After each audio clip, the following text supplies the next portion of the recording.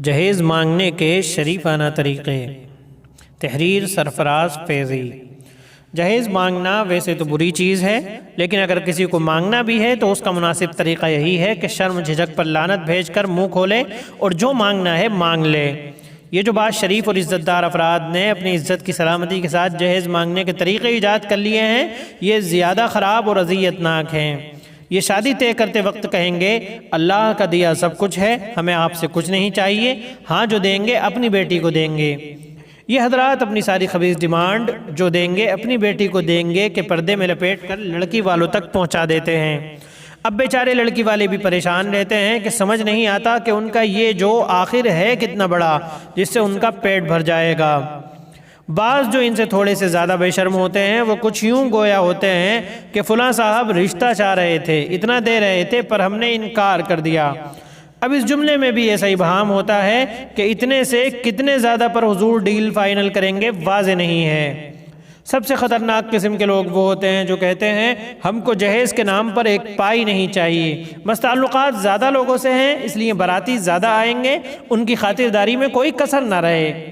لڑکی والے جانتے ہیں کہ کچھ نہیں چاہیے کا مطلب ہوتا ہے کہ کوئی بڑا سامان یا موٹی رقم نہیں چاہیے، باقی جو سامان جہیز کے ہوتے ہیں اس کے بغیر تو شادی کا تصور بھی ممکن نہیں۔ لڑکی والے بیچارے ساری جمع پونجی جہیز کے سامان ٹینٹ سے لے کر براتیوں کی خاطر مدارات کے انتظام میں لگا دیتے ہیں، اور شادی سے ٹھیک 1 یا 2 دن پہلے کال آتی ہے بیٹا نہیں مان رہا، کہہ رہا ہے بائک نہیں ملی تو شادی کینسل۔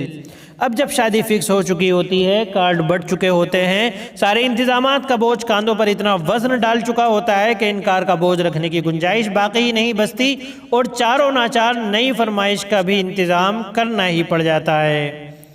آج کل کچھ شرفاء نے نئی شیان پنتی شروع کی ہے سامان کے بجائے کیش مانگنے کی۔ وجہ اس کی یہ ہوتی ہے کہ گھر والوں کو پتہ ہے کہ بہو سامان لائے گی تو تحویل میں بھی اپنے ہی رکھے گی، حق بھی اپنا جتائے گی، اس سے نجات کا آسان راستہ ہے کہ کیش مانگ لیا جائے اور اپنے کام میں لگا لیا جائے۔ اس کا دوسرا فائدہ یہ ہو جاتا ہے کہ لڑکے والے جہیز لینے کی بدنامی سے بھی بچ جاتے ہیں، کچھ نہیں لیا کا سرٹیفکیٹ بھی مل جاتا ہے۔ شہر والے ہوشیاری میں 4 قدم آگے ہیں، یہ جہیز نہیں مانگتے، ایسی لڑکی تلاش کرتے ہیں جو اچھی جاب پر ہو۔ جہیز تو ایک بار میں آتا ہے ختم ہو جاتا ہے، کمانے والی لڑکی تو دودھیاری گائے ہوتی ہے جس کے سوتے کبھی خشک بھی نہیں ہوتے۔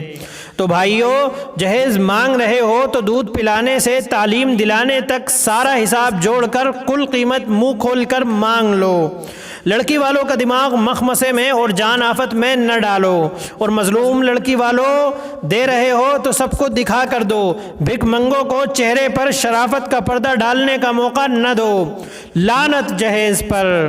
لیکن صرف لڑکے والے ہی اس کے ذمہ دار نہیں ہیں، بلکہ لڑکی والے بھی اپنی بیٹی کو میراث میں اس کا پورا حق نہ دے کر اس جرم میں برابر کے شریک ہیں۔